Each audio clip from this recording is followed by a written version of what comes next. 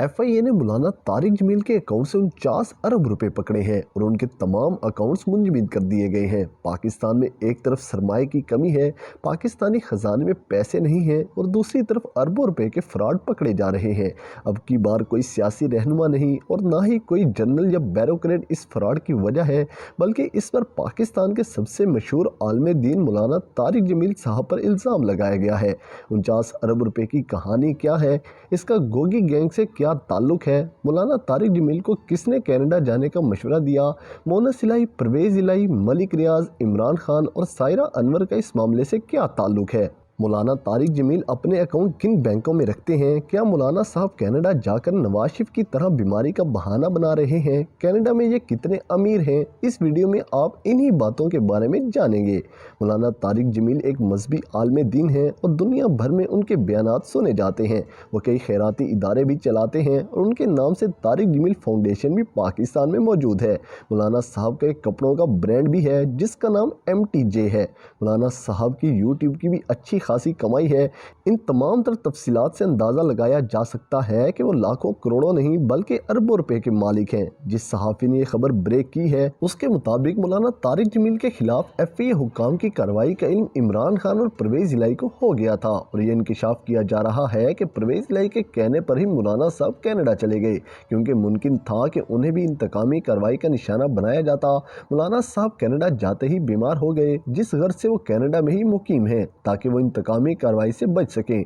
दूसरा इंकशाफ ये किया गया कि मोनस इलाही तक भी पैगाम पहुंचाया गया कि इदारों की पहुंच से दूर रहें, जिसके बाद मोनस इलाही भी मुल्क छोड़कर चले गए। इस सहाफ़ी के इंकशाफ के मुताबिक इस अरबों रुपए के फ्रॉड में सिर्फ मौलाना तारिक जमील ही नहीं बल्कि उनका बेटा साबिक वज़ीर आला पंजाब उस्मान बुज़दार, मलिक रियाज, इमरान खान और उनकी अहलिया बुशरा बीबी, सायरा अनवर, परवेज़ इलाही और मोनस इलाही भी शामिल हैं। इस गैंग ने पाकिस्तान से पैसे लूट कर कनाडा में शिफ्ट किए हैं और वहाँ अरबों रुपए की प्रॉपर्टी खरीदी है। इस बारे में एक बार पहले ख्वाजा आसिफ ने भी बयान दिया था कि पंजाब के लाखों एकड़ ज़मीन खुर्द-बुर्द करने और उस पर घर तमीर करने में बड़े बड़े नाम मुलविस हैं। लेकिन अब तक इन तमाम इल्ज़ामात जो कि एक सहाफ़ी की जानिब से लगाए गए हैं, ये उनका पर्सनल दावा है, इसका कोई सबूत उनके पास मौजूद नहीं है और ना ही इन तमाम लोगों को अभी तक ऐसे किसी केस में FIA ने तलब किया है। तो क्या महज दावों पर ही यकीन कर लिया जाए?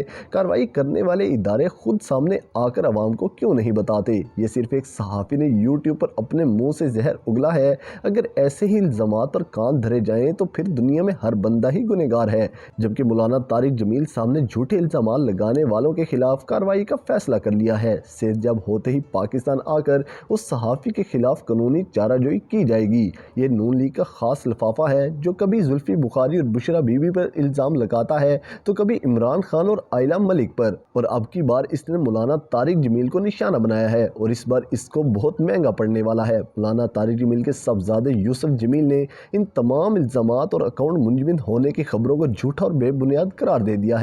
उन्होंने ट्वीट करते हुए इन तमाम इल्ज़ामात को झूठा करार देते हुए कार्रवाई का इंदिया भी दे दिया। मौलाना तारिक जमील को निशाना बनाने का मकसद सिर्फ ये है कि वो इमरान खान को सपोर्ट करते हैं और उनको ईमानदार लीडर मानते हैं और उनके लिए दुआ भी करते हैं, इसलिए इमरान खान के चाहने वालों में इजाफा हो जाता है और तबलीगी जमात से ताल्लुक़ रखने वाले लोग भी इमरान खान को वोट देते हैं। इसलिए अब मौलाना तारिक जमील साहब को बदनाम करने की कोशिश की जा रही है जो कि नाकाम होगी और ये नाकाम कोशिश करने वाले मुंह के बल गिरेंगे, क्योंकि आजकल की यूथ एजुकेटेड है, वो तमाम तर मालूमात कुछ ही मिनट में हासिल कर लेते हैं। ये यूथ बगैर सबूत कुछ नहीं मानती, इसलिए ये साजिश पे नकाब होने वाली है।